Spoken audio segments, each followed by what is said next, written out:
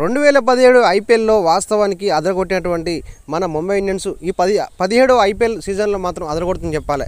అయితే వాస్తవానికి ఐపీఎల్లో అదరగొడుతున్న ముంబై ఇండియన్స్ 3 మ్యాచ్లో ఓడిపోయి అయితే ఒకవైపు తక్కువ స్కోర్కే ఆల్అౌట్ అయినా, అదేవిధంగా మరోవైపు 249 కొట్టినా కూడా ఆ స్కోర్ కొట్టే దశలో కూడా ముందు వరుసలో ఉంటుంది. ఇక ఈ క్రమంలో నేను అన్నట్టు మ్యాచ్లో 15.3 బంతుల్లో 190 రన్స్ కొట్టిందంటే వామ్మో, ఐపీఎల్లో ముంబై ఇండియన్స్ ఎంత డేంజరో అర్థం చేసుకోవచ్చు.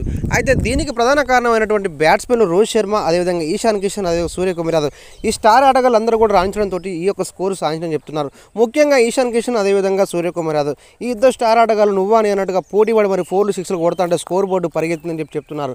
వాస్తవానికి ఈ యొక్క మ్యాచ్లో మరి నిన్న ఆర్సీబీ మీద ఆడినటువంటి innings one of the best ఇన్నింగ్స్గా మరి ముంబైకి చెప్పుతున్నారు మన స్టార్ ఆటగాళ్ళు అయినటువంటి సూర్యకుమార్ యాదవ్. అటు మరి రోహిత్ శర్మ, ఇటు ఈశాన్ కిషన్, అదే బౌలింగ్లో బుమ్రా కూడా తక్కువేం కాకుండా తన బౌలింగ్లో అద్భుతాలు సృష్టించే బుమ్రా కూడా 5 వికెట్లు తీయడంతో మ్యాన్ ఆఫ్ ది మ్యాచ్ కూడా తనకు రావాలి.